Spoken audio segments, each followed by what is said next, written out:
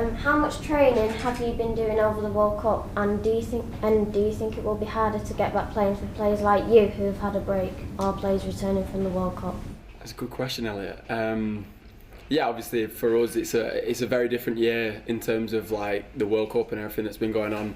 Some of us have had a break and some of us have been training and some of us have been at the World Cup, so it's just good to get everybody back together. And obviously in this day and age with football, you've got to be so fit and athletic, and you can't really have too much time off, so whenever you are away, you do have to train as well. So whenever everyone comes back, they're pretty much ready to train again, and then the games come really quick. So good question. So Jackie Brown. Hi Scott. How's the squad found the winter break with obviously disappointed we've not been in Qatar, but obviously you've got the warm winter training that you've been in Spain as well, and then the hectic half season ahead?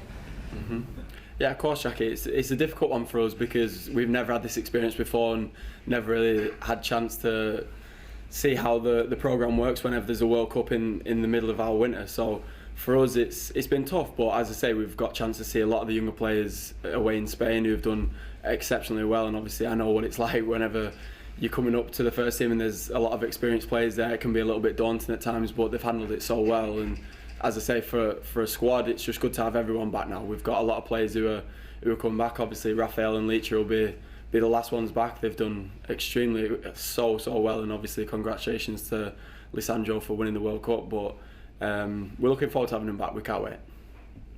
Gareth Hilton. Hi Scott. Hi mate. A lot of younger players got a chance when you went to Spain. Which one stood out for you, and what advice would you give to the young players trying to follow your path into the first team? Yeah, there's obviously we must have had 15 of the so-called younger boys come away with us, and it's good to get them integrated into the team. The ones who stood out is pretty much all of them, because it's not easy coming into a first team group where you've got to come and train so well, but we've got so many good players in the first team at the minute who can help them and stuff like that. A lot of older experienced players, your three goalkeepers for a start, David, Tom Heaton and Martin Dubravka have helped a lot of the younger boys integrate into the squad. And I feel like now when they go away to Spain and they come back and train with us here, they feel so much more comfortable. We've had some great times away in Spain. We had them all singing in the group, and they loved it. That's part and parcel of getting involved with the first team. I had to do it. Pretty much every younger player has to do that, and it helps them. It brings them out of the shell, and it gives them more confidence when they come and train with us. Cass Hyde. Hi Scott. With 5 games over the next 2.5 weeks, and with players returning from the World Cup, how challenging would this run of games be, and when do we expect everyone to be back available?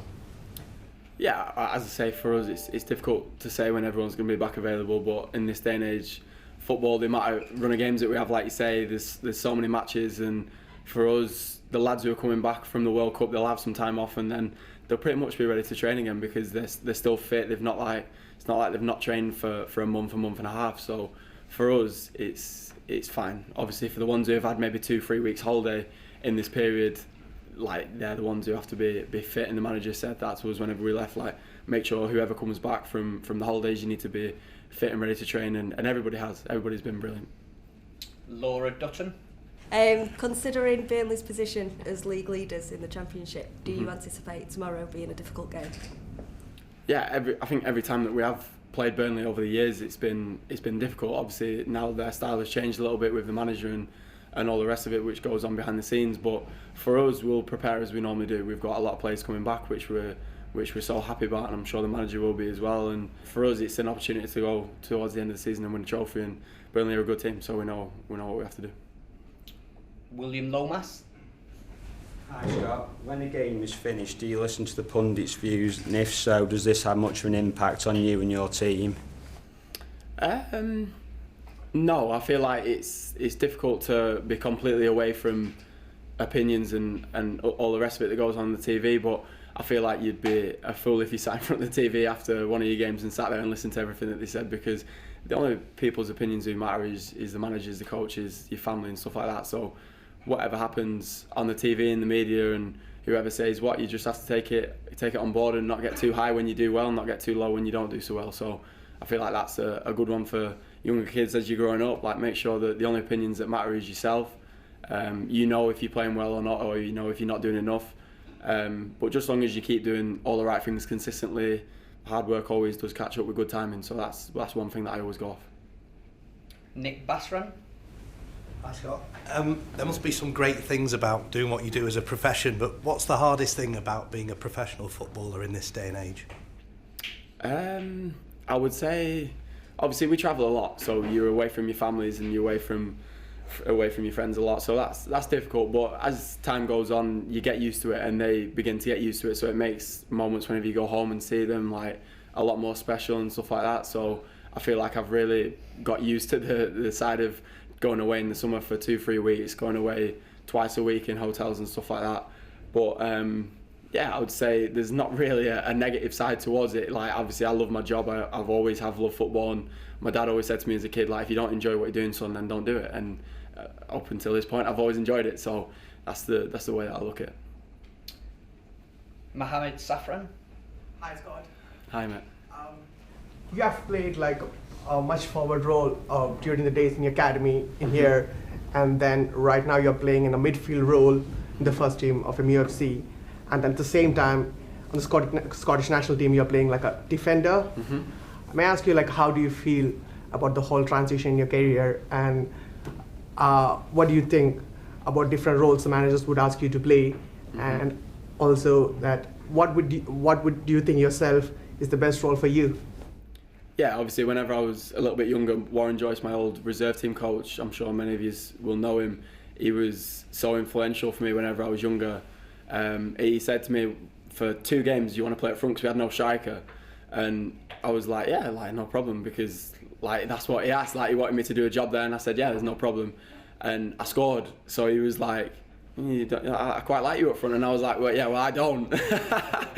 And then after that, I played 1 more game, so I played 3 games in total, and then it was back in midfield.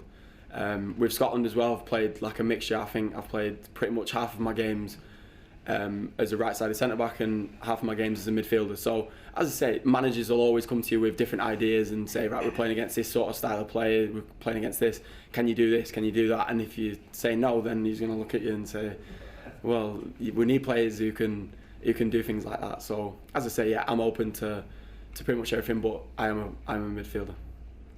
John Fitzgibbon. Hi Scott. You've gone from strength to strength since breaking into the first team. Illustrate that recently captaining the side in a friendly match. You've captained the side before, which is great credit to yourself. Have you considered captaincy in the future, maybe for United? Yeah, I mean, that's part of my character. I've always been one who likes to say how it is, and always one who doesn't shy away from a little bit of responsibility, even whenever it's given to you at a younger age group. So, yeah, obviously our captain is brilliant at the minute, Harry Maguire, and obviously Bruno, David, extremely experienced players in the squad. You've got Rafael Varane as well. So many guys who have been there and done so many things in their career, and obviously I'm looking at them and I want to emulate what they're doing and obviously learn from them. And if that opportunity arises in the future, you never know where it can take you. But as I say, at the minute we've got a great squad and our captain as well. Rick Clement. Hi Scott. So from a fan's point of view, there seems to be a bit of a change in approach and in discipline this year. Is that a fair reflection, and if so, what are the sort of changes that the manager and his team have implemented? Yeah, of course, whenever a manager comes in, the people in the stadium, especially a manager that we've got now, they're going to be so happy and they're going to love seeing the football that we're playing. We've had some amazing games at Old Trafford this year where literally they are the heartbeat of the entire place. It's electric, and obviously for us, listening to it, because you do, like, I don't care what anyone says, like, you do listen to the crowd when you're playing, and you can hear them pushing you. It makes such a difference. And in big games as well, which we've had this year, your Arsenal's, Liverpool's, for example, they're massive games where we have needed that extra push, and sometimes when lads are tired, it's difficult, and obviously the fans do play a massive part in it. Mohamed Yassin. Yeah, you basically answered my question on this one. I was going to say that this year Old Trafford has a different feel about it. It's more intimidating, it's louder, it's the loudest it's been in so long. Are players picking up on that, and does it add to the belief in what the manager is trying to do with you and what he's trying to achieve at this club? I feel like the manager and the coach is the ones who are saying, give the crowd what they want, give the people who are sat in the seats, lift them off the seats, make sure that everything that you do is is beneficial towards bringing that crowd with us on a journey, and it's important that we listen to that, and most definitely we can, even before games, sometimes we can hear the crowd, like before we're even putting your socks on, your shin pads on, you can hear the atmosphere building in the stadium, and for us that's like the most important things. Like some guys have even stopped it sometimes, been like, listen to what we have to go out to here, we need to perform and we need to make sure that we give them what they want, and I feel like for us that's probably one of the most important things. We've got the best fans in the world, home and away, for sure. Yeah, Ballon? Hi Scott. I was just going to follow up on that and just basically ask you what the first 7 months with the new manager have been like, and in what way is different to the managers you played it for at United before? Yeah, the first 7 months they've been different. Obviously, whenever we was with the new manager in pre-season, there was a lot of different things that we weren't used to, and then as time goes on, you begin to learn his process and learn how he prepares for games, the way that he puts the team out. It's been brilliant. His coaches are brilliant. Mitchell, obviously we've got Eric Ramsey, Darren Fletcher, people like that, Steve McLaren. They're all a really good group and a good blend in terms of getting the best out of the players, and I feel like we've seen that with the numerous amounts of the players in the first team. The improvement that we've seen in a lot of us has been good. So as I say, for us it's important that we keep listening game by game. We've just got to take it as it comes and obviously keep pushing forward. John Doherty? Yeah, hi Scott. My question was asked earlier by Mohammed, but thank you for answering that one. So I just want to ask, how good was Edison's assist that day? How did you feel when the ball hit the back of the net? And on behalf of all of us, thanks for the moment. Yeah, I think that's something that I'll never forget. Obviously, I want to do it again. I want moments like that again. And obviously for us, that day was probably one of the craziest days of my life in terms of like the fans and stuff like that. I was actually doing an interview and I could hear the fans singing and stuff like that as I was doing an interview, and it really hit home that day where I went home and I was like, wow, that was crazy. I've never seen an atmosphere like it in my short career anyway, and that's all thanks to you lot. Wai Chung? Hi Scott. Hi. In the last Carabao Cup match against Villa, you scored a brilliant goal with a sensation assist by Garnacho. Do you expect you will score more goals this second half of the season? And question number 2, on a scale of 1 to 10, how would you rate Garnacho's prospect in becoming a star player for United? Yeah, of course. I'll go to the first question first. Yeah, I should score more goals. The manager's actually spoken to me about that and shown me little clips and little ways that I can be more effective in the game, making assists, scoring goals. If you do certain little details, then you can get yourself in them positions more often, and I know that I can do it. I've always liked to fancy myself that I can score goals and do things like that. So yeah, it's important that I keep practicing on stuff like that, and whenever the manager speaks to you, you obviously got to listen and take it all on board, and it's really good information that he's giving you. He's like that with a lot of players where he'll sit them down and speak through clips of games, and maybe doing this might influence this, and like loads of fine little details that can help players and obviously give them confidence as well that he's putting his time into us personally and not just in a group scenario as well. And Garnacho, it's a difficult one to say with Garnacho. He's a hell of a footballer, and obviously for me, if he keeps his feet on the ground and he keeps learning and keeps wanting to work hard, he can do what he wants in football. He's such a talented player, and obviously for us, we've got to keep the reins on him, keep him humble, and obviously keep him working hard as well. Dave Rylands? Hi Scott. At 26 years of age, moving into the prime years of your career, what would you like to achieve in the next 5 years, and what would success look like to you?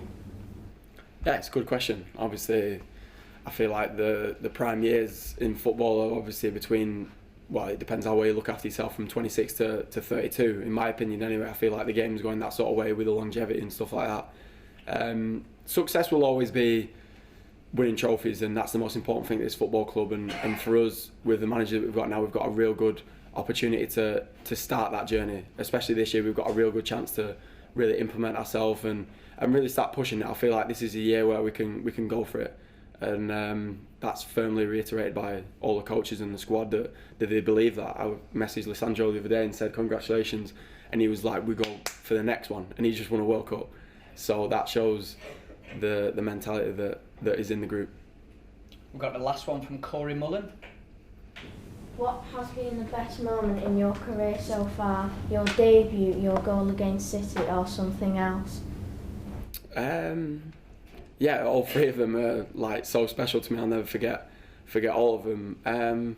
I'll probably say just seeing my family happy, seeing them smile all the time, watching them come to games. Like I would say that's every time I get home and I see my mum and like see the smile on her face and stuff like that. She loves it. Like that's the most that a son could do for in my opinion anyway. So I just love seeing how happy they are, and my grandparents in Scotland watch every game, and that's most definitely every week the best thing that I could have.